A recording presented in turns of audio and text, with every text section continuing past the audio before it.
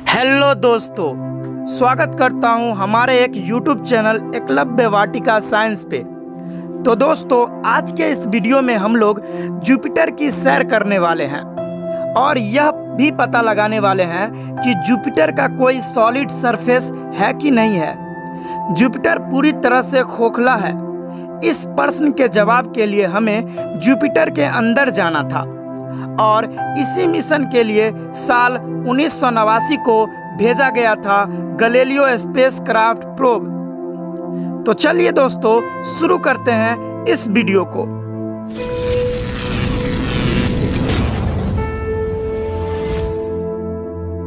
Jupiter के बादल दिखने में काफी आकर्षक और रंग बिरंगे हैं, परंतु इसके रूप से धोखा मत खाना।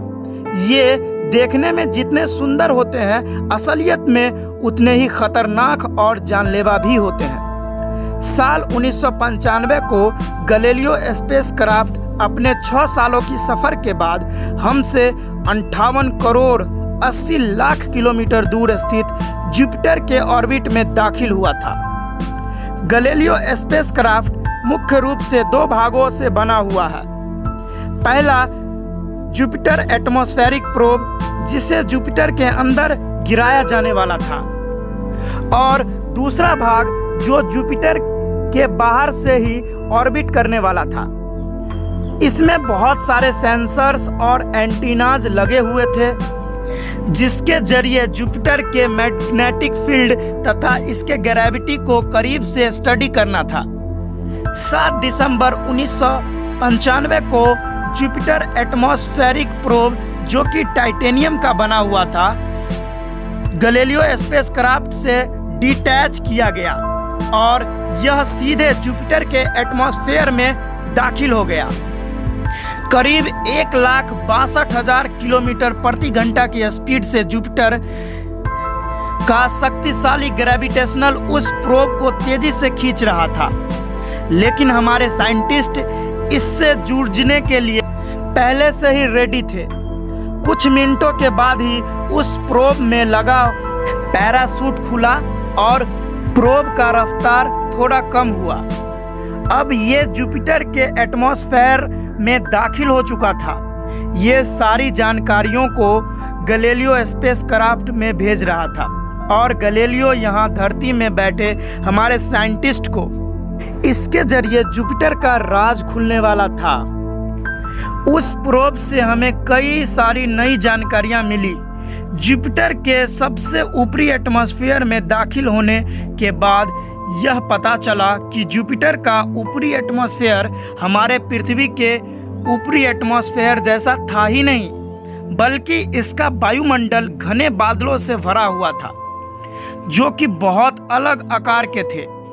यहाँ के बादल केवल देखने में ही अजीब नहीं थे, बल्कि ये वाकई में अजीब थे।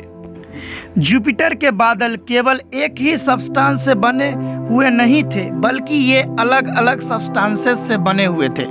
अमोनिया, हाइड्रोजन सल्फाइड और उसी के साथ साथ H2O।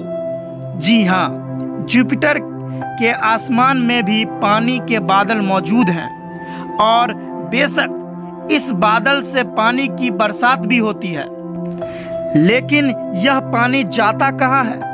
इसका मतलब यह है कि इसके गहराई में पानी का भंडार है। इसका पता तो हमें उसकी गहराई में जाकर ही मिलेगा। और जैसे जैसे हम गहराई में जाते हैं, वैसे वैसे तापमान में बढ़ोतरी होती है। वातावरण का दबाव अब बहुत ज़्यादा है और तापमान हमारे सहन शक्ति से कहीं ज़्यादा, लेकिन थोड़े थोड़े गहराई में जाते ही ऊपरी बादल खत्म हो जाते हैं और फिर आता है साफ खाली आसमान। यहाँ लगातार बारिश होती है और ये दृश्य वाकई में काफ़ी अद्भुत है। अगर आप जुपिटर के ऊपरी एटमॉस्फेयर को बाहर से देखोगे तो आपको लगातार चलती तूफानों के बादल दिखेंगे। ये ऊपरी बादल अमोनिया से बनी होती है, जो जुपिटर के इक्वेटर के पैरेलल अलग अलग जोनल बैंड्स के रूप में लगातार अल्टरनेट डायरेक्शन में बह रही होती है। इस तूफानी बादलों को जेट्स कहा जाता है और ये बैंड्स अल्टरनेट कलर के हैं। गहरे रंग के बैंड्स को बेल्ट कहा जाता है और हल्के रंग के बैंड्स को जोन्स कहते हैं।